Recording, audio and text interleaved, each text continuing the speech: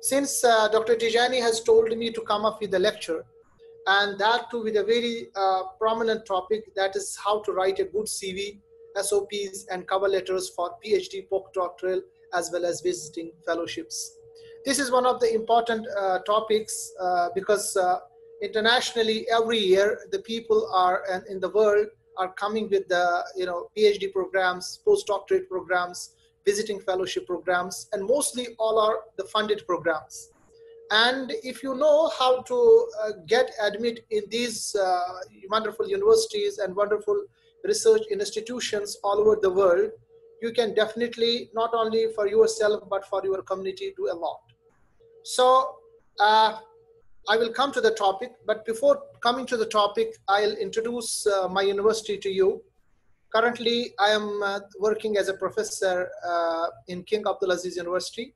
It's having 3 campuses, and the main campus is in Jeddah, Saudi Arabia, one of the holy cities of the Muslims, for Muslims, and very close to Masjid al-Haram. We have just 40 minutes drive from my house to Masjid al-Haram. Unfortunately, due to pandemic, everything is closed, and you know better, but inshallah, everything will be okay. We'll visit it again. So King Abdulaziz University is one of the oldest universities in Saudi Arabia. It has been established in 1967, and currently we have more than 45,000 students, in which 30% are the international students. So this is one of the prominent features for you also. I must tell you that from Nigeria, we have many good students here, and they are naturally proving their best in all the subjects, particularly in the biological sciences. We have one student from Nigeria who have completed his PhD in 3 years with wonderful publications. So the people actually love the people from Nigeria because he has set up as a basic level, so to show that the people from Nigeria, from this part of the world, can do the wonders. So I may share his experiences also with you also, because the previous people, they can be the the guidance source for the upcoming ones.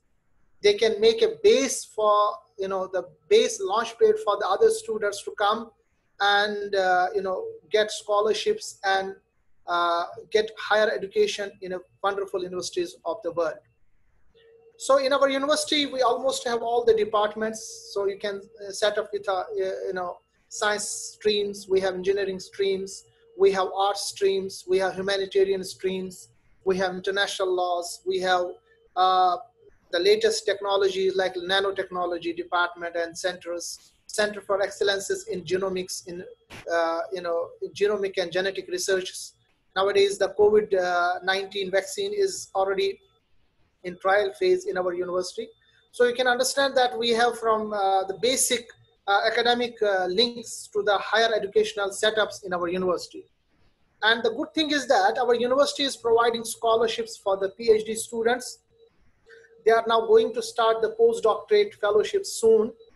They are giving the scholarships at master level, at PhD level. Now they are giving for the BS level also. And now they are thinking for the postdoctorate fellowship also.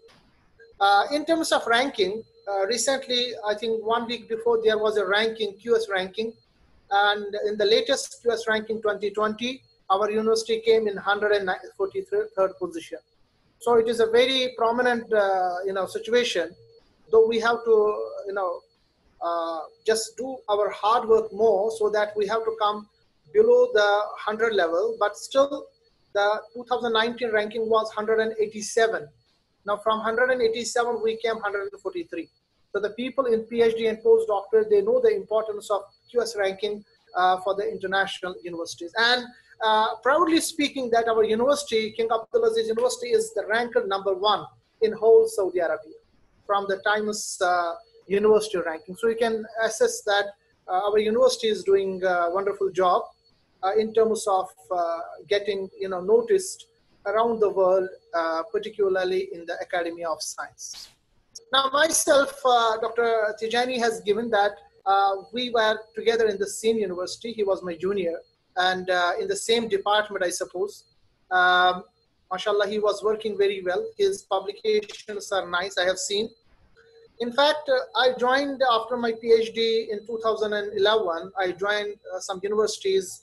Then finally, I traveled a lot of countries so far. I have been in Malaysia for 5 years. Then I have been in Singapore. I have been in Sri Lanka. I have been in China. I have been in Turkey. Now finally, I came to the Saudi Arabia in 2016. There I joined as a associate fellow, associate professor. Finally, last year I have been promoted to full professorship. But since I am working here the professorship, and you can see my publications later, but I couldn't, and I have not stopped my collaborations which are going on throughout the world. So I'm collaborated with Turkey, the Fateh University, they are working.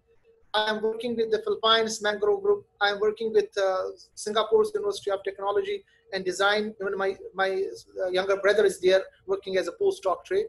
I have a collaboration with Pakistan, Faisalabad Agriculture University, a very big group working with University of Putra, Malaysia. I have my students in China, Jinan University, one of the prominent universities in Guangzhou, 100 years ago university, very old and prominent university. Then currently we are working with one of the big group of Horizon 2020, where we are working with 45 countries on the aspects of ecological changes happen in the world in terms of ecological consequences. We came up with some publications in PLOS One, in PNAS, and then latest in the Global Biogeography. And our one paper is in final stages with Nature and in Science. So these are some of the collaborations which I have so far. In terms of publications, alhamdulillah, so far we have published 50 books with international publishers, mostly Springer and Elsevier. And today I got my another latest book, which is aromatic and medicinal plants from Elsevier. I just received it now. Besides this, these are some research publications. Since 10 years, I have done more than 110 research and review papers. Book chapter 60 and texts and edited books 50. Total number is 220, and citation is almost 2,400. Currently, I'm 26 H index. The people which in the PhD and postdoc, they know the importance of H index. And cumulative impact factor for myself is 210. So you can join with me for the collaboration and others. I have given here my ResearchGate profile. We can check the mutual support there, and we can work together collaboratively.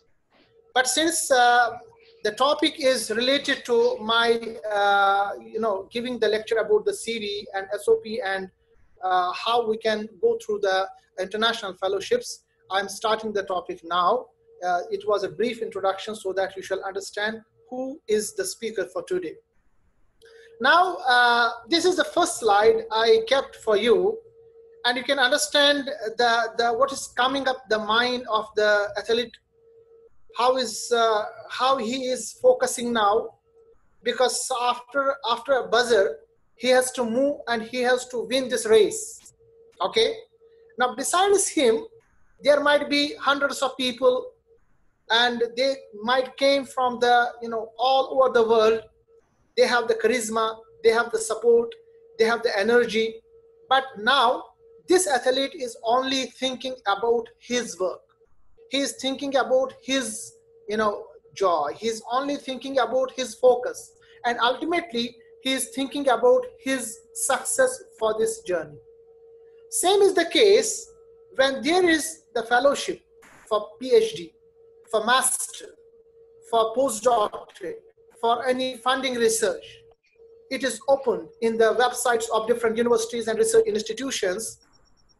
The situation with this athlete is the same situation with you and myself. Okay?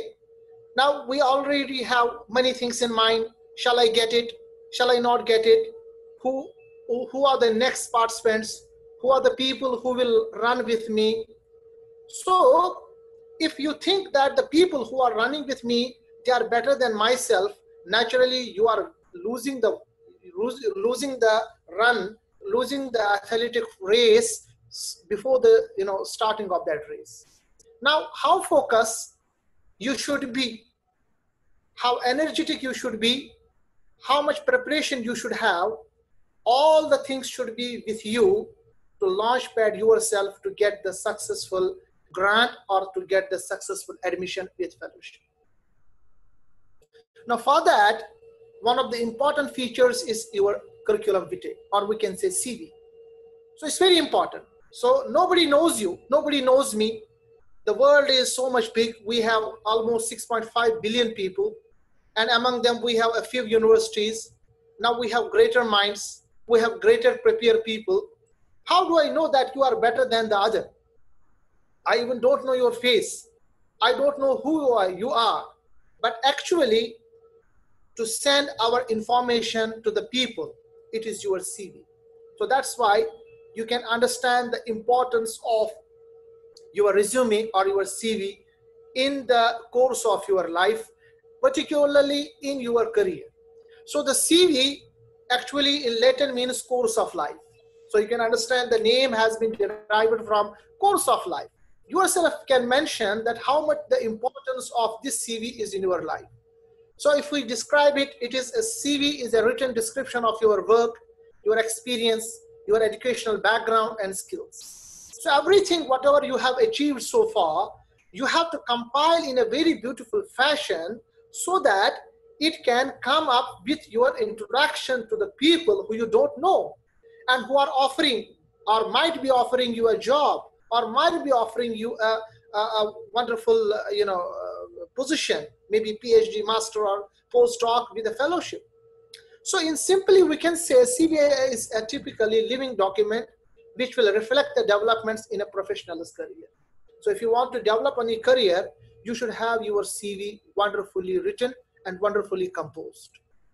What are the purposes of CV? These are some basic terms I'm discussing with you. Number one is a marketing tool. For example, you have some product and you want to launch that product in the market. The first thing is that the first impression of this product is the last impression. You know that the first impression is the last impression.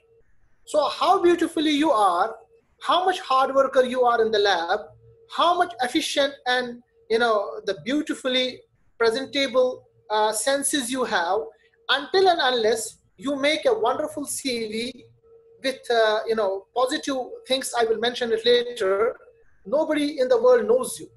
You will be very good for your people, you will be very good for your father and mother, you will be very good for your supervisor, but as a marketing tool, because you have to sell yourself, you have to impress yourself to a person who actually physically don't know you. Maybe after 1 year working with you, he may know you, he may recommend you, he may say that this is the best option for me. But now before you just join the lab, before you just join the the department or the research institution or any market, he may not know you. So the first impression point, the first marketing tool for you is your CV. The another point, why is the purpose for the CV is actually, the people who want to, apply for any job, who have a job for you, and they are telling you that I'm offering you a job, but this job, I will only notify a few people for the interview. How do the person select the person for the interview? Suppose there is a job for 3 people and 1,000 people are applying. How he has to make his interview, because he cannot interview 1,000 person. He can interview maximum 50% or 40%. So among the 1,000 person, he has to select those 40%, and this selection is on the basis of your CV. The very important, the purpose for your CV. Actually, your CV is a big picture, a detailed snapshot of your professional and academic career. Now, we have 2 types of CVs, although there are lots of differences and differentiations of the CV, but I have just made it very small. We have 2 types of CVs mostly. One is for the academic purposes. If you want to go for the master, PhD or postdoctorate or some fellowships related to your academia. And actually this topic for today is for this academic, but to be very precise, I have noted down that we have 2 types of CVs. One is for academic purposes. We know it is for the academic application. You want to have the graduate scholarship student program. You have some postdoctorate positions. And this CV, academic CV, is more detailed. It requires more details. It has to be focused mainly on academic achievements. It should have to be, relevant projects and courses mentioned. And the other type is the corporate CV. For example, you are applying for some, company jobs. So there, that CV is directly, it's very focused. It's not so much detailed. It's used to get the jobs. It is specific to the needs of the employer. For example, employer requires the information and your skills in the computer knowing, or some Java or some LaTeX or something other subject. That time you have to be specific for that employer's needs. Corporate CV is also focused mainly on the work experience, relevant academic affiliations. So for example, if you are working for example, you have a job offer from Microsoft, the Microsoft will look that we are preparing for new program. You have the skills for this program. You have done some, some courses or some diploma courses in that program. That's sufficient. But today's focus for our, subject is the academic CV. What actually academic CV is. Now, this is my slide, and very important slide for you. I think this is the most important slide for today's. Do you know that how much time your employer or possible supervisor of your master, PhD or postdoctorate is reading your CV? How much time he is spending? Because I'm in the academia, I am receiving lots of CV. Sir, I want to do for PhD, I want to go for masters. You know how much time we are spending, or our supervisors or our possible recruiters are spending on the CV? How many time? How much time? Just 20 to 30 seconds. Even not a minute. I get a CV, I'm not checking your whole details. I don't have time. I have my family, I have my academia, I have to look my research, I have to look my students, I have to give my lectures, and every day I'm getting 3 or 4 or 5 or 6 or 10 or 20 CVs. How much time I'm spending? Not more than 20 to 30 seconds. Now imagine if your future is depending on 20 to 30 seconds, how beautifully you have to write your CV. How relevant your CV is for the upliftment as a launching pad for your career. So that is actually the point to rethink, that even your CV should be so much attractive. It should have all the points which will mention you that in 20 or 30 seconds, you are impressing your recruiter.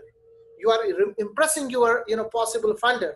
You are impressing your possible supervisor just in 20 to 30 seconds. How important your CV should be. So that's why I focus today's talk in a very specific manner. I will give you details from A to Z. But before that, you should understand that a typical CV has 3 components. Okay, your CV, now you are going to write your CV, it should have 3 components. I don't have any doubt that all of you have the CV written with you. You have a CV with you, and might be you have sent your CV to many people. And I also have hope that many people have already followed the issues and the points which I am now discussing in details. But still, for those who are now in infancy or who are now in the starting of their career, they should understand that a typical CV should have 3 things. Number 1 is the structure. Although you have written all the things in your CV, your academia, your academic qualification, your research experience, your publications, your skills, your programs, your hobbies, everything. But if everything is not written in a structured manner, it will be a wastage of writing everything. That's why I'm mentioning it, that the CV, a wonderful CV, an eye-catchy CV must have the first point, the structure. I will discuss the structure in the details. Number 1. So the first look, if I will look the CV, if it is haphazardly written, where you have to write the name, you have written the skills, where there should be the skills, you have written the details, where you have where it should be written the publications, you have written the research programs, then the CV will not attract the person. the CV will not attract the supervisor, the funder. So even though you have everything written there, so that's why I have given the first preference for yourself, for your CV. The first important point is the structure. I will discuss the structure in the later on. The second important point for your CV is the content. What should be inside the CV? Okay, your structure is nice. You have given a very wonderful structure for your CV. What is the content? What should be put inside? Now, I told you that we have two types of CVs. If you are writing the CV for academia, but you have written the CV as if you are applying for a job, your CV is of no use.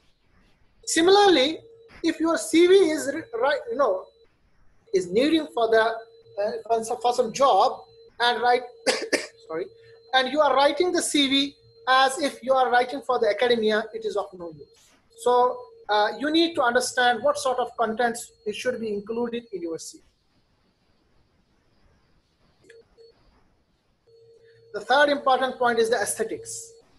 Aesthetics means now your CV should be beautiful. Now, for example, if you are moving to a house, this house has all the components for you. It is structured well, but it's not looking beautiful. Nobody will come to see your house. Nobody is going to be attracted towards your house, even though you have all the basic amenities in the house, even though you have structured it very well. That's why the CV should be beautiful. I told you we have just 20 to 30 seconds for your CV. So what will be attracting to check your CV? It should be attractive. It should be aesthetic. It should be beautiful. Now I will explain how beautiful it is, and I will explain the latest trends of writing the CV infographics in my lecture coming up. Dr. Tijani, is everything okay? My voice is clear?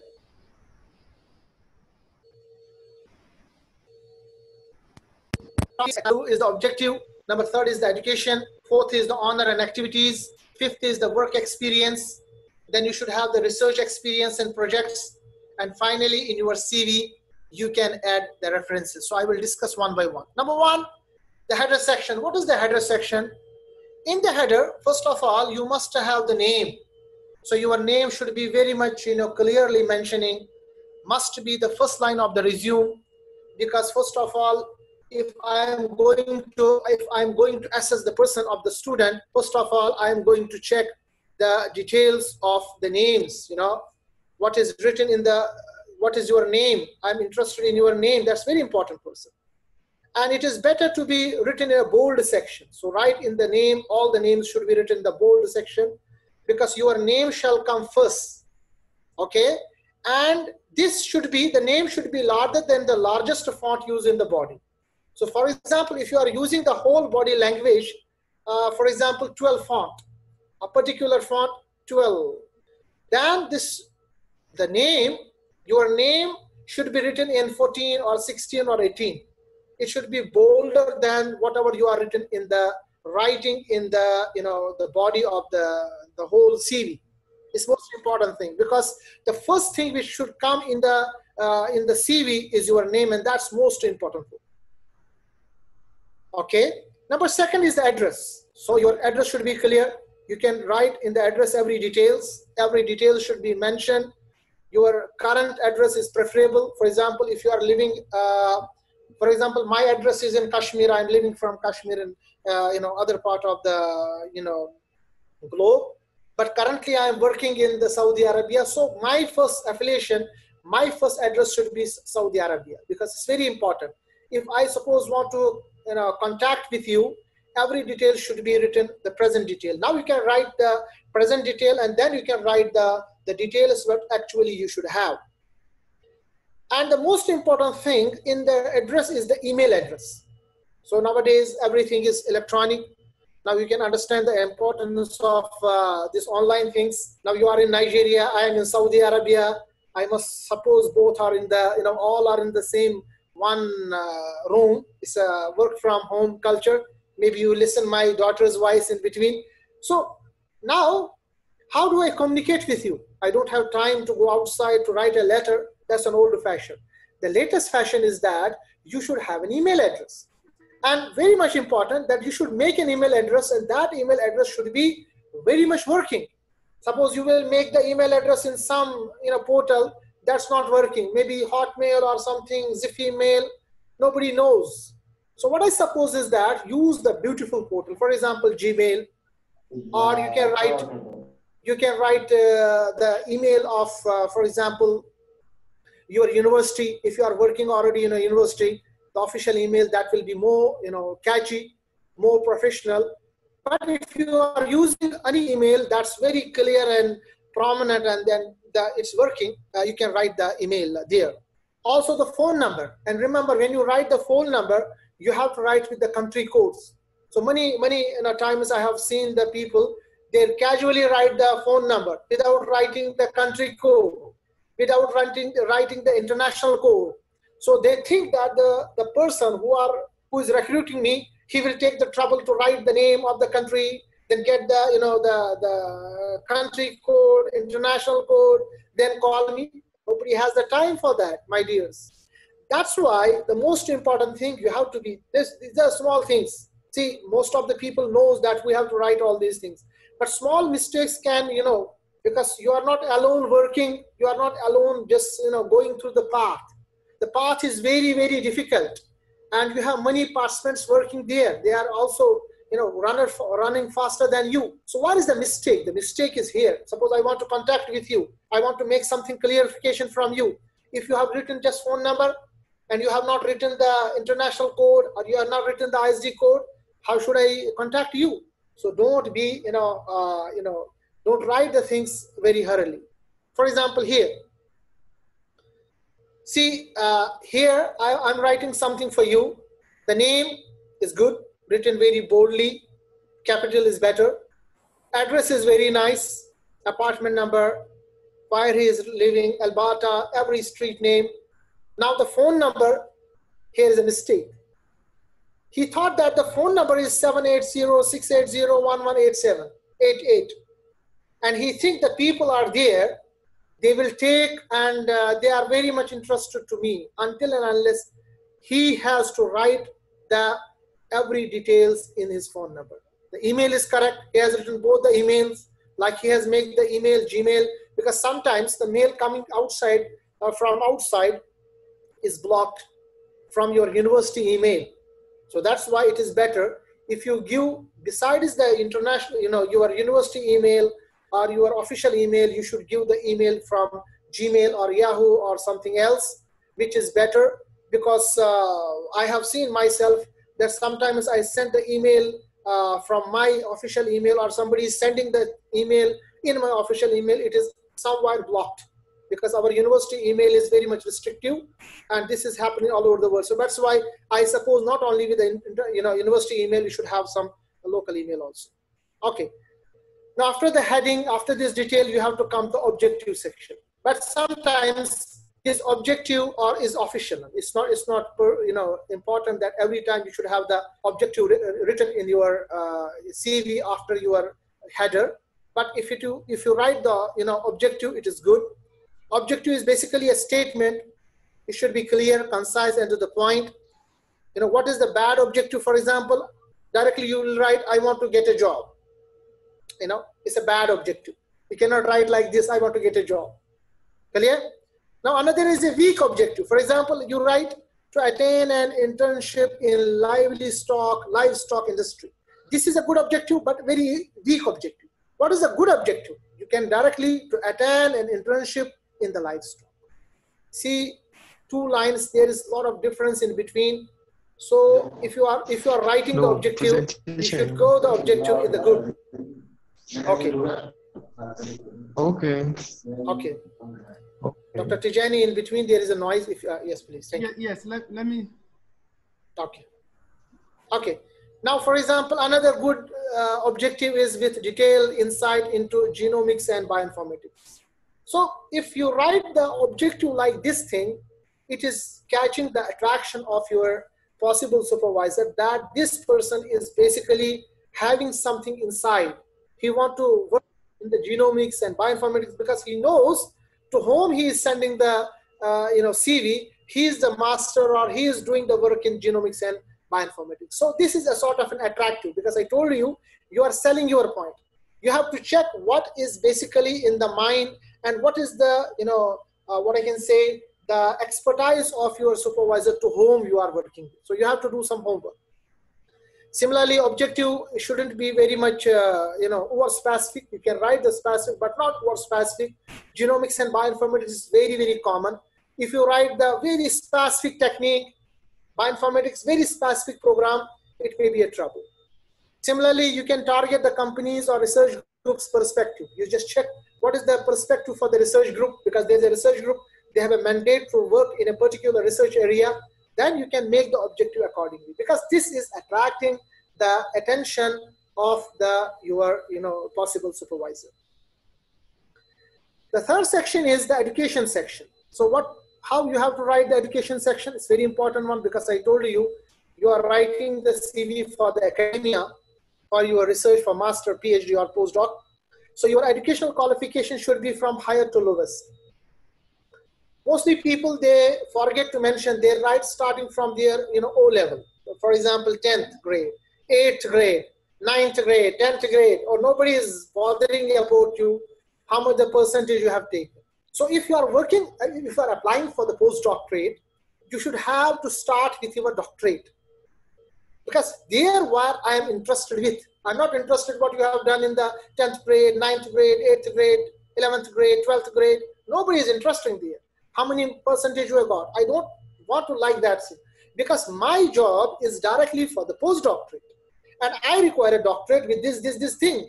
So that's why you have to write the education qualification starting from the highest to the lowest, number one. Number second, do not use high school details once you have graduated. For example, you already have graduated, you have a PhD, and you are looking for the postdoctorate. Don't write the school details. I'm not interested. Nobody is interested in your school grades. Everybody knows if you are a graduate, you have done a PhD, you must have done the schools. So it's very quite obvious why you are writing something which is not needed, because it will occupy the major space of your CV. And your CV should be very much fine and precise. Okay, and but you can include the years in school, not exactly the grade. Now, for example, here is an educational qualification. I have written here, for example, if you are applying for the postdoctorate, you will write like this: September 11 onwards. For example, Doctor of Philosophy. Now you have to write which department, which faculty, at which university. That before that you have completed, for example, September 2009 onwards, Master of Science. Now Master of Science nowadays have two types of Master of Science. One is with the research, with the thesis, another is without the thesis. So if you have written with the thesis, naturally it will improve your skills. Now which department, which school, and also what was the grade, current grade for that. It's very important. So mostly some people, they don't like the grades, but I usually like the grade, because this will improve, this will give you a very good details about the student, that the student is good in learning. But if your grades are lower, it's better not to mention the grades, because they may spoil your whole game. You want to bake a cake and finally you put something not good in your CV. So wherever the things are not good for you, I think better to hide that things. So like similarly, you write about the bachelor details, since when, until when you have completed the bachelor, what was the university, what was the CGPA, okay? If your grades are good, this is very important. So educational section is coming up here. Dr. Tijani, should I take the questions later on, or I can take the question in between?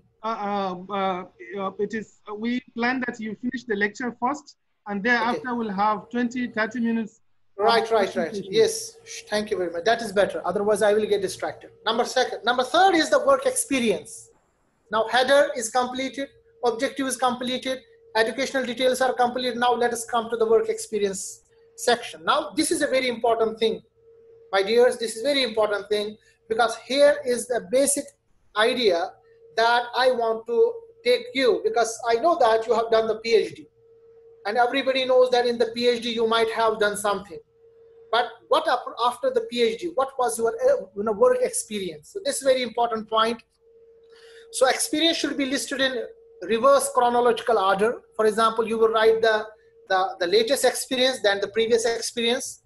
You will write what was the position title. which organization you have worked with, the state, province, dated for the employment. For example, you will include the months until this shows big gap on unemployment. For example, if you are going for some research jobs and you have worked one after another, for example, 3 months, after that 3 months, after that 3 months, this is better. But if you have, suppose, for example, in 1 year, then there is a gap, then another year, that time you don't have to mention the unemployed time, because it will give a little bit of bad impression of your CV. For example, here, for this person, I have taken the CV. He has written assistant system engineer, trainee. He mentioned the date December to August. So starting with from where he was appointed and until where he was appointed. Then he mentioned the company name, and also he mentioned what he has done in the bullet points. Because that will give, for example, if you are going for the postdoctorate and you have some research experience of training the master students, you will write the details of them in the bullet points, not with the very deep details. And in my group, naturally, I have the students, and I must tell you one very strict, script, trades, we call it trades script. That is, for the postdoctorate, most of the postdoctorate, I must tell you, 90% postdoctorate are taken on the basis of this thing, because as a supervisor, I have to, I have many students to handle, number one. I have many projects to handle. So I'm taking the postdoctorate, not only that he will do his research and conduct the research, but also he will look after my students. Because there are some basic things, for example, I'm not getting my PH right. Okay, how do I write the Excel sheet? How do I just, do like this thing and that thing? For these small things, I'm not available. And my students, definitely they require this information. So what I am doing, I'm just, appointing a postdoctorate fellow who has the beautiful things in everything, but he has the experience of handling the students. So what I'm telling him, okay, this is your job, extra job. Besides, you will do the research for this project. If they have the students something, you have to assist them. And this is a trade secret, to be very precise. More than 95% of postdoctorates are taken for this purpose. Okay, might be you know it, might be you don't know it. I have just opened this trade secret for you. So that's why if you are giving these details, what I have done, so then I have to appoint a student for my, a person for my postdoctorate or PhD even, I may prefer this. So, okay, for example, here's some technical assistance. So how many work experiences you have, you will write it in this section. Now, very important about the work experience, we have another section, we call it research experience. And this is definitely, taken into account for those people who are going for the research, particularly who are going for the, postdoctorate or PhD. They should have some research experience, because if I have to appoint any person who is doing the research, I will definitely prefer the person should have some basic research and relevant research for my subject. For example, if I work my genomics project, I should have some student, or I should have some postdoctorate who knows how to use the PCR, who knows how to use the basic softwares for the genomic and proteomic or omics analysis. I'm not preferring the person who is a new, although he is a good experience in suppose projects, who is a new in other things. I may prefer the student who has the relevant research experience. So that's why we have to focus on the relevant research experience. It must include the graduate level research, because we may have the high school level research also, that's not any of use. So if you are working for applying for the PhD, you should have at least what you have gained, the experience at the master level. And if you are applying for the postdoctorate, you should have to know what is the experience of you at the graduate level. Okay. And also, again, it has to be written in the reverse chronological order. For example, take the case of here. He has written PhD research project. Okay. So he has written the PhD project in September 11. Then he has written the topic of his PhD. What was the topic and under which under whose supervision it was. If your supervisor is very known, famous person in the world, it is better to give the name of the supervisor, because this will add up your, the importance of your CV. Similarly, you can give the master research project, you can give the undergraduate work project research, or if you have done after the PhD some research. For example, in India, we have many fellowships after PhD. We have Young Scientist Fellowship, we have Kuthari Fellowship. In Nigeria, you might have something like that, postdoctorate. So you can give those experience in chronological order, and with relevant research experience will boost up your CV very well. Now here is a very important section for you, and I personally prefer this section very well. That's why it's very close to my heart, because the productivity of yours is how much productive you are in the research publications. Now you are very good, you have very good ABC, you have very good experience, but your publication record is very poor. How do I prefer to take you? Because in the international market, for example, if I have to bring the project, these projects will come only if I have the research publication. I cannot convince my funding agency if I don't have the, you can say, the research publications, relevant research publications. So that's why it's very important one. And if you have publications in Q1 journals, with the impact factor journals, definitely in my research group you are in. And not only me, if I discuss me myself, I have discussed with most of the 80%, 85% people who prefer to take the graduate as well as postgraduate on the basis of publication. So every year I'm getting CVs throughout the world, 20, 30 CVs from my research team. And the first point I'm looking after all the details, I'm giving the preference of research publication. So research publications includes the research papers, the most important one. And now you have to mention it is Q1, Q2, Q3, Q4. If it is Q4, don't mention. You write the research paper, details and everything, but don't mention which Q. But if it is Q1, that's a positive point. You can write the review papers. Review is very important. You can write about the books, book chapters with impact factor in research paper and review. You will give the links also. For example, your paper is published, you can give the links because evidence is important, and that is giving more emphasis to your CV. Also, if you have a citation, because nowadays the trend is changing from impact factor to citation. So if you have a citation, for example, your paper is cited 10 times, 20 times, 40 times, 100 times in a year. Oh, that's a very wonderful thing, because it means your subject, your thesis or your paper is getting importance. These are the additional features. Now after that, for example, you have some honors and activities. Activities section, for example, you got some fellowship, you got some prize, you got some medal, you got some certificate. So better write all these things, because this section is basically just like to scream that I am a leader. It will give a very important point to you, like I am a leader. And I am a leader is only when you have all the relevant certificates and honors. It must contain all the academic and professional awards you got.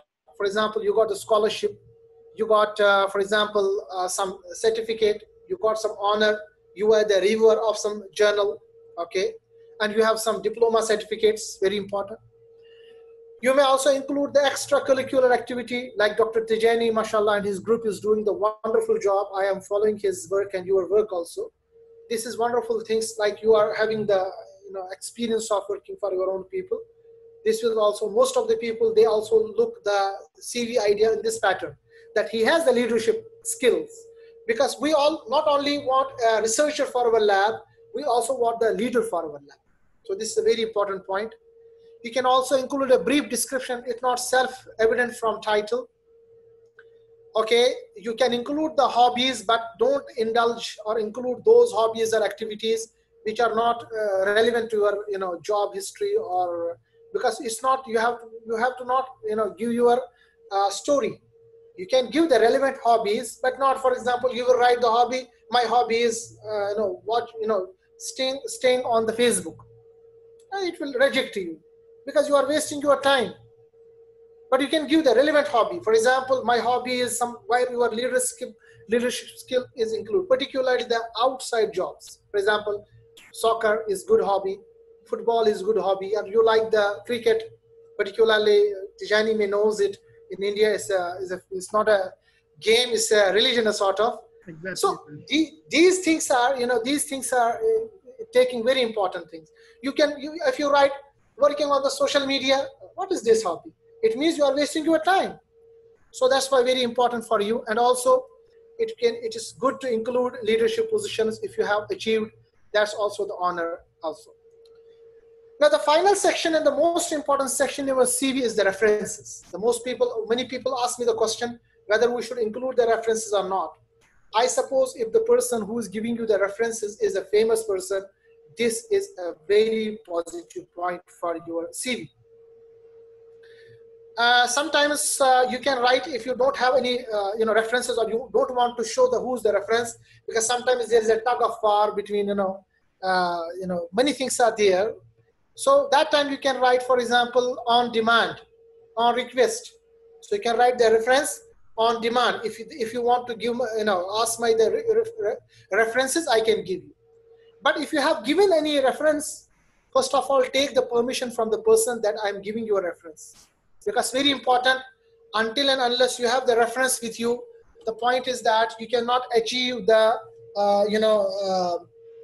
because if you, for example, given some name to the reference and then you have, that the reference is not relevant, or you have given the reference and that reference is, what I can say, the email is not correct, or he don't want to give you the reference, that it will be a very difficult job. Just 1 second, I need to plug in my computer. Just 1 minute. Okay. Okay, this is back. Thank you. Okay, now, if you have, for example, 4 or 5 references with you, so you have to choose the best ones, okay? World should know the person. Suppose you will give someone's name who does not have any affiliation, who does not have the relevant publications, but he is famous in Nigeria. I don't want the famous person. I want the person who is basically relevant for my subject. So that's why please keep in mind this very important section. Now after that, there are some additional sections. For example, professional certificate, you can give the license, specialized experience you have, publications, for example, you have done some theses. For example, if you are doctorate and you have helped some students in the master thesis, or you have training assistantships, you have member affiliations, you have some volunteer experience, community services, you have done some language or computational or computer skills, you have some continuing education. So you can give these additional sections relevant in the upcoming sections, or you can mention some additional section in a different story. Now this was the first part of my presentation, that what should be the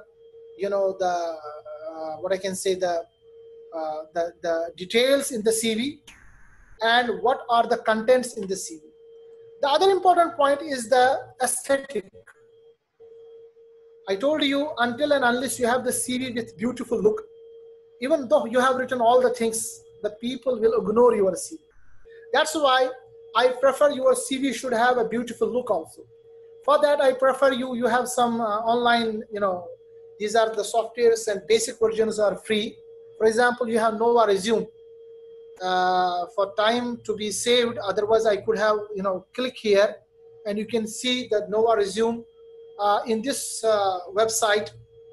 If you click here, they will provide you both the versions, the free as well as the paid versions. Even in free versions, you have to give the details, and they will, mark your CV in a very beautiful fashion. They will, make it a beautiful heading, beautiful letter, beautiful details.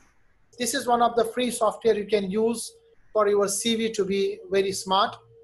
There is another software we have, Overleaf we called it. If you are familiar with the, what I can say, the latex, this is the latex type of writing, very simple. They have given some relevant, references. You can choose any of the reference and then you can put the details over it. The third important thing is the infographic. I was discussing about it. Nowadays, the latest trend is changing. Instead, you write the 20-page or 10-page CV, a simple one.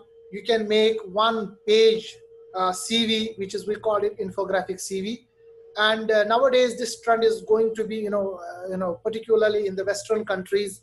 If you want to go for the US or UK or some other countries, European countries, Canada, you want to go to Australia, they prefer this type of CVs. Or you can make this type of CV, the infographic CV, besides your other CV. And this infographic CV is very catchy.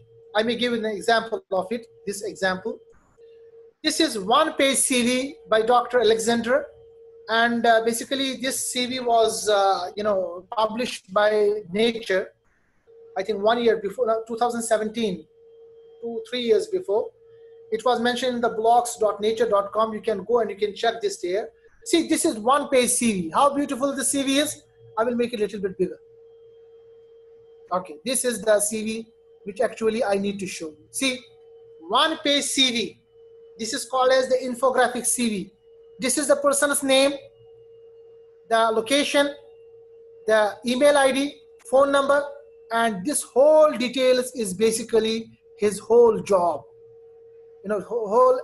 From starting from his master until the lecturership, whole things are given in a very beautiful fashion.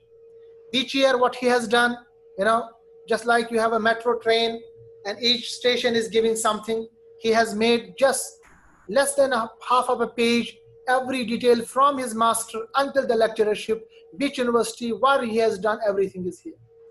Second section is the work industry. Everything, the important what he has done, which industries he has used. Industry meets academia here. Research, 40 research papers, 4 book chapters, 1,000 citations, this thing, conference attended, grants. Here is the awards and prizes, the teaching, the language. See, just in one page, how beautifully he has created it. It just looks like a poster. This is called as the infographic CV. So if you are interested in infographic CV, there are, if you can put the infographic CV in the Google, you will find some are free, some for you have to pay. But if you make this type of CV, it may directly impress the, the recruiter, the postdoctorate or something if you want to go. It's a wonderful thing for you. That's why I want to share with you. Now, after that, we have actually what do academic employers want? So now I told you the CV, I told you the details of you, but now you have to focus. If you write the CV, if suppose I want my postdoctorate or doctorate, what actually I want? So you have to focus in these issues. Number one, research and technical skills. The first thing for postdoctorate I am looking, and my other colleagues are looking, is your research and technical skills. Number one. Number two, how much you are going to solve my problem. How analytical you are. How can you manage this project? Number two. Number third, publications in well-regarded journals. Very, very important. Number four, experience of applying and securing research funding. It's very, very important slide for you.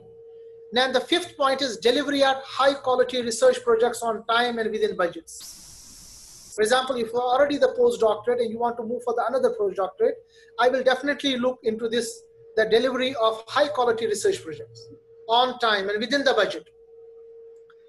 Other point is experience of successful collaboration, because I told you nowadays you cannot have one research group or one research center. The world is changing. The collaboration is going on. As I told you that myself also, I'm working in collaboration with 45 countries. And we got good papers. We got one paper in PNAS. We got another paper in global geography. Both have impact factor more than 10. Now we are coming up with a paper with nature and science. You know the importance of both papers. These are not possible if I'm working alone, because my group is not too big. So until and unless I have the project and successful collaborations, we cannot success. So it's very important how much collaborations you have. Another point is experience of designing and delivering teaching. For example, you should, if you have this thing, it's very important. And finally, international experience. So this is an example how postdoctoral research scientists, because this is an advertisement I have taken. And the points which I have mentioned here is basically taken up from some postdoctorate research scientist advertisements. And basically these are the type of advertisements they ask. And finally, these are the points you should have to take into consideration, because mostly if you are applying for a job for postdoctorate or doctorate or research fellowships, these are the important points. So it's both skills versus knowledge. So first of all, PhD, increasing need for transferable skills and general knowledge. Then after the PhD, you should have the academic research. Then you should have the subject related careers, and finally non-subject related careers. So PhD is basically a knowledge. It's very important. So not only knowledge, but also your skills are very important. So you have to keep in these minds while you write the thesis. Now, what you have gained from your research experience is very important. For example, when you write the research experience, you have to make in the point wise what you have gained from these researches. For example, you will write research, specific research knowledge. For example, you have done some research program or your PhD or your master. Now, what from you got it from master? Don't write only the, the thesis points, but also the points what you got from it, naturally from your publications. So you will write specific research knowledge. You can go with the research technical skills and techniques, what you have learned while doing this research program. You can also mention that during this program, I have got the teaching experience of this. I have got the supervising experience of these students. Also, you can mention funding, independent activities. Okay. So these are the important 4 points while you write the research experience. Similarly, now you are going for writing the whole CV. These things you have to keep in mind. Number 1, communication skills. So as a recruiter, I must definitely check your communication skills, presenting, writing, negotiating, building relationships. For example, management skills. This management skills is very important, particularly for non-academia, but in academia also, we also take into consideration. Problem solving skills, very important. You can write that I'm also the problem solver. It's very important, I told you. Research skills, fundraising, for example, definitely in the research arena, you have to continuously write for the fundings. And if you write that I am also good in writing the funding proposals, this may directly impress your recruiter. Self-motivation, you can write this as a very important part, because while we are getting disappointed while not coming from the results, we can put these points into details. Multitasking, you can put that I am the multitasker. I can work 2 times, 3, 4 projects together. It's also an impressive point. Networking, I told you networking is important. Not only nowadays, the trend is changing. The people are offering the jobs to the network people, because we know that network with the industry, the conference, with organizing seminars like you are doing now is also a networking program. So other experience, you can write the work experience. I discussed it about voluntary committee members, training courses. So these things already we have discussed. And what should you do? So target your application in order to show awareness of the job recruitment. I will discuss in details this section while I'm discussing the other part shortly. But you should understand, when you are writing your CV, SOP, or cover letter, you should know, first of all, wherever you are applying, you have to do the homework about the recruiter, what he is doing, what is his experience, what is his research, because it will show that you are aware of the job requirement, and you are matching the relevant skills and motivation for the company. And for all these things, you have to provide the evidence. Okay, and you have to remember the essential and desirable criteria for a job or a research position is a wish list created by somebody else. Okay, for example, I make the job, I make the advertisement from my own purpose, my own requirements. So then you have to mold your own degrees and experiences accordingly. It's very important point. So it's unlikely that the candidate will have all of the essential criteria on the wish list. Naturally, you don't have all the things in the wish list. You might not have all the things in my, what I want, but still, if you want to write, if you want to get really this position, You have to mold yourself, mold your experience accordingly. That's why I must tell you that one CV is not sufficient for all the jobs. You might have to make the changes while you are applying. Most of the students, they tell me that I want to, I want to have the, write the CV, and I'm sending the CV to all, but I'm not getting the response. Basically, the problem is that we make one CV and we send CV to all.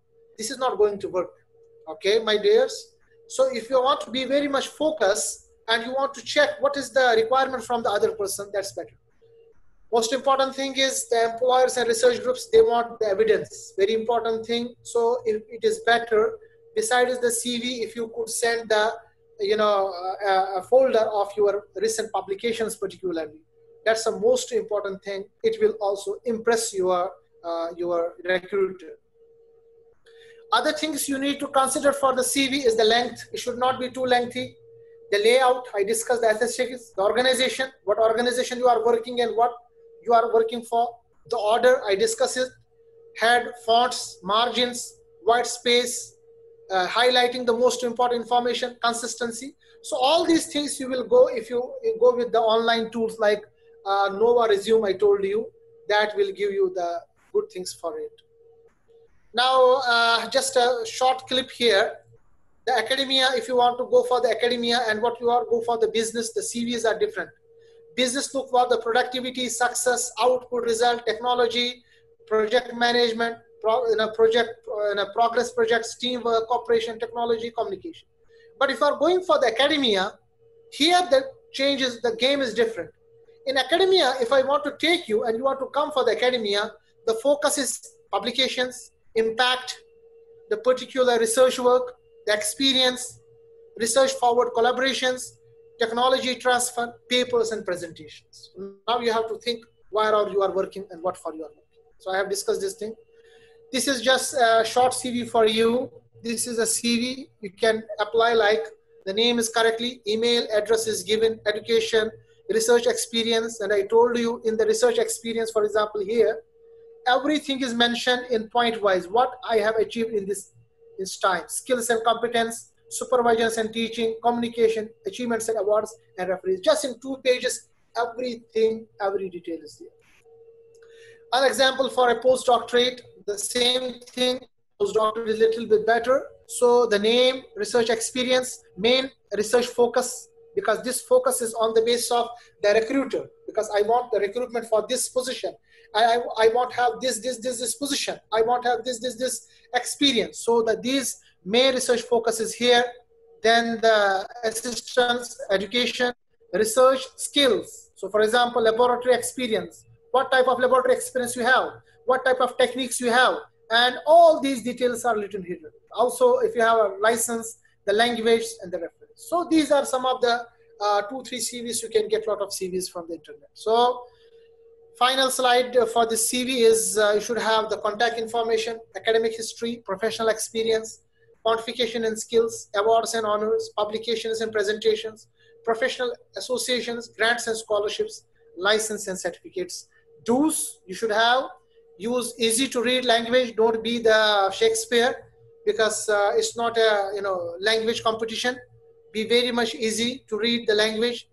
And sometimes you don't know about the English and the grammar. There are some English grammar online softwares available like Grammarly.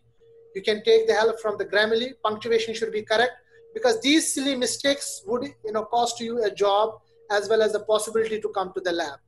Proofread your CV. Don't be fast. Read what you have written.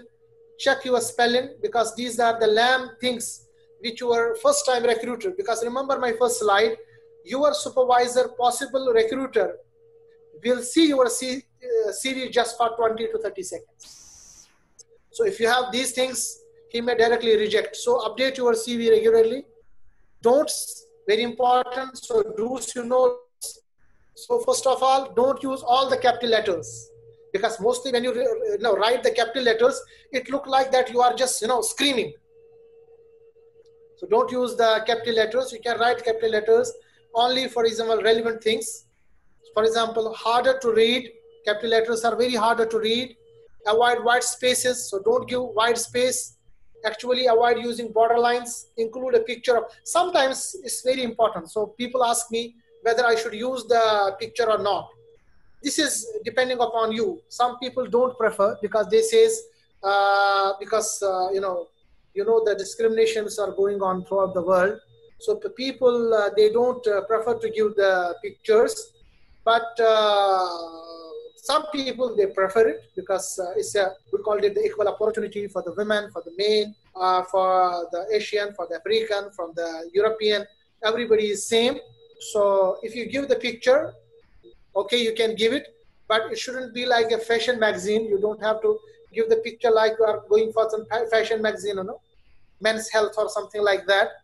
You have to be very professional in giving the picture if you want. So sometimes employers want the picture should be there. Sometimes they don't want. So I prefer if you don't give. But if you give it professionally. Likewise, don't use several fonts to catch their attention. That's why one line I have given different fonts. Now you see how irritating it is. So create a ransom effect. It will create a ransom effect. This will not look good if you give different fonts, different things. Better to use Times New Roman or Arial. That's the most common fonts. But it's not necessary. You can give, but be specific in one font, one these letters only. Focus on what you need and what's your things. Employees are not interested on who you are, but what you can do. It's very important one. So don't, again, use templates to construct your resume. Sometimes if you use the template of your senior, maybe it is not checking here. So if you want to use the templates, better to use from the online good sources. Use superlatives or emphasis on your work. So don't do it like this. Don't use the long flowing sentences. Okay.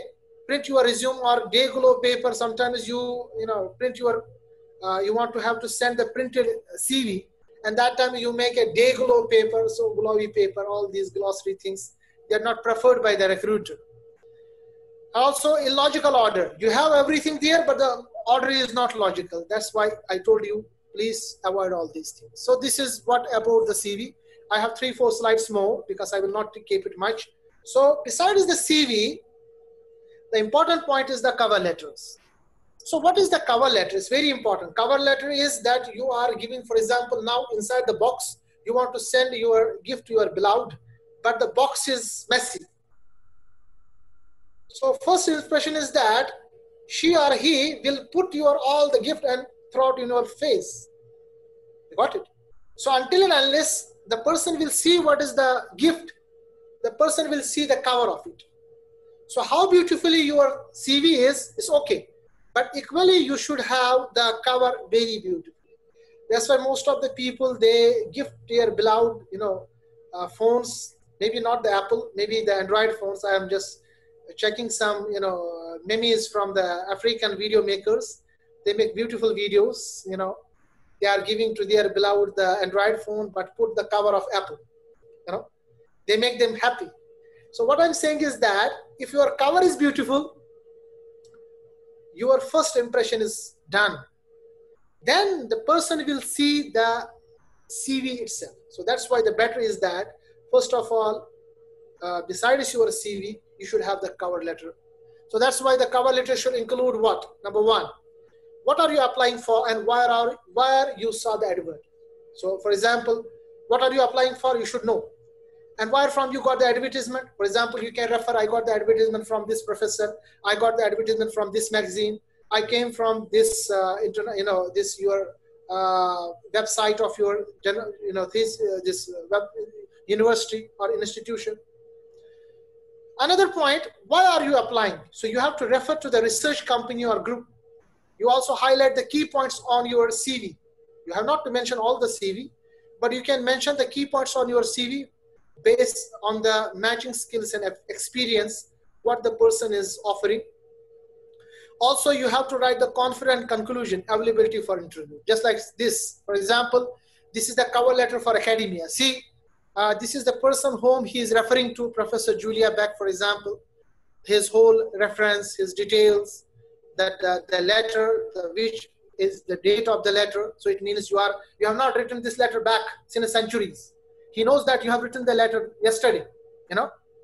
This is the focus. Another point, application for a postdoc position in, for example, biofilm. So you know what is the position you are working for. Then you will write, dear Professor Berg. So if you know the person is professor. Mostly people, they write the, you know, the what we call WhatsApp language. WhatsApp language is killing you. WhatsApp language means you write WT for what? No. Because you have to write a professional cover letter. So please be professional while writing. Don't use the WhatsApp language. Don't use the Facebook language. So you have to be professional. So see, number one, she has written, dear professor, so very nicely. Then what she is applying for and why. So she is here writing that I am applying for this position and why I am applying. She's mentioned that, you know, I feel confident that my research experience working primarily on this. So first paragraph, clear and confident. Second paragraph is related to the key points and how they are relevant to the employer. So you can see that, for example, here, you will see that my CV, that during this course, I have done this thing, I gained this experience, I got this. So you are willing, you are, a sort of attracting the recruiter to look into the details of your CV. That's the most important point. So you are just attracting the person, the recruiter, to go through my CV. I have this experience. And finally, the confident conclusion. In conclusion, this position represents an excellent opportunity for me to develop my academic research career, and I am very hopeful that you will consider me for this opportunity. Very definitely nicely written 3-paragraph cover letter, sincerely yours, not like, friendly yours, like simple words, name, and you can put the signature if you want. This is a very wonderful cover letter. Don't stretch it long, don't make it short, but you know what you are writing. Similarly here, another one, the human resource manager, application for biofilm scientists. Again, dear sir or madam, if you don't know who is, the person, because sometimes HR is getting the position. So you can write what she is applying for and why here, because you are not directly knowing the person. Key points and how they are relevant to the employer. Again, see, the same person is writing a thesis, the cover letter for the other people. So now the changing here again, confident conclusion and others. So these are the some cover letters for you. The final slide, final 2-3 slides about the statement of purpose. See, some universities, besides they have the CV as well as the cover letter, they ask for the statement of purpose. This is not common with all the universities, but in US or UK, some universities, they prefer you should have statement of purpose. So statement of purpose is just like the, a cover letter. It is a sort of a personal statement, is an essential part of the PhD applications in some universities. So it functions like a cover letter. So mostly people, if they are asking you to give the statement of purpose, they are not asking you to give the cover letter. So it serves as a cover letter. So first of all, the important points you have to mention in the statement of purpose is customize. The first tip is the most important. So you have to customize. So it is essential that you customize your statement of purpose to each school, program, and project. For example, if you are applying for 3 projects, if you are applying for 3 professors, don't make the whole statement of purpose for everyone. So customize. Although you might have to write the same thing, but use the different language. Because your statement of purpose tells committee why you choose to apply to their school or other options. Very important. Second, show your qualifications. So you will write in brief details about your qualification. For example, if you are doing, you are going for the, PhD program, you have done your master program, you will explain why you are qualified for this PhD program. You have to sell yourself. You have to explain your details, but talk about the research projects. Suppose, for example, when you are selling your points, how do you sell? You don't have to sell that I am 6 feet tall, I have these muscles, I have this. No. Here, selling your point means your qualifications, your projects conducted. Okay.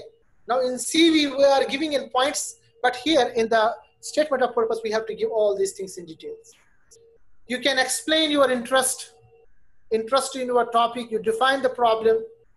You can put in the separate, paragraph. Show them you belong. Now you show them as if you belong to the same laboratory. You give them the details in your statement of purpose, that how much interested you are for this research and how your research experience would help the professionals or the lab to glory and to glorify. So this is a very important, paragraph you have to write. Another important point, you don't have to write the thesis here, 10 to 15 pages, just 2 pages is sufficient. You have to be concise and don't tell your life story. You don't have to give, this is not a life story, this is not a novel you have to write. Basically, you have to write your experience. You have to write your essence and your importance for that particular lab. You have to glorify your research programs and research projects you have conducted. Not your own personal thing. I have done this, which is not relevant to the project topic. Is very important. And also ask for the feedback. So once you write the satisfactory, you think that this is very good. So before you send this SOP directly to the possible recruiter, I suppose you should show this to your seniors, to your professor, the previous professor. He or she may look into it because it's very important. And also, whenever you send the SOP, definitely you have to proofread it. I told you, small mistakes can sometimes snatch you a job, even though you are very much relevant for that particular job. So summary for today's lecture is very, I'm sorry if I have taken longer time, but it's a summary. It was very important to make everything details. So summary is that applying for a job is a matching process. So you have to match your experience and your CV with the matching things with the person who is recruiting you. So sometimes your points are not matching with him. So you have to mold yourself accordingly. Another point, find about employers, who are they? So you have to do homework about the employers, who are they, what are they offering? So don't just throw, the person and directly, no. Go through his publications, what he wants, what his lab offering, okay? It will give you a good thing. So be aware of you. What do you have to offer? Because you are selling your points. Experience, skills, enthusiasm, put all these details. So you have to sell yourself to the employer what they want. Also, you should target your CV to every application. I told you don't make one CV for all. So you can make the little changes to each CV and according to the experience and according to the job offering. Also, always have a cover letter if you don't have to write the SOP. So definitely each CV should have a cover letter. Sometimes when you put the CV, in the email, you just put my CV. Well, what is this? Before writing to my CV, write a very beautiful covering letter so that the person who is offering you, he should be compelled to check your CV at least. So if you are sending out dozens of CVs with no results, you are sending the CVs hither, thither. Unfortunately, when I was sending my CVs for postdoctorate, you know how many CVs I have sent? Almost 1,000. And you know how many offering I got? I just got 3 offerings. This is a failure for myself. I'm experiencing with you. The reason is that I made one CV and randomly I am checking the emails and sending them directly.